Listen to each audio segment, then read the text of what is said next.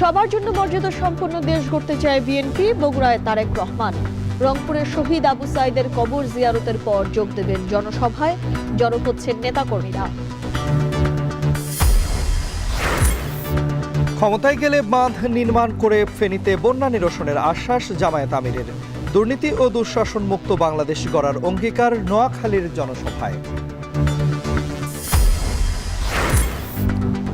ছুটির দিনে দেশ জুড়ে ভোটের মাঠে ব্যস্ত প্রার্থীরা, ভোটারদের মন জয়ে নানা প্রতিশ্রুতি। শহরের অলিগলি থেকে গ্রামগঞ্জে চলছে নির্বাচনী প্রচারণা।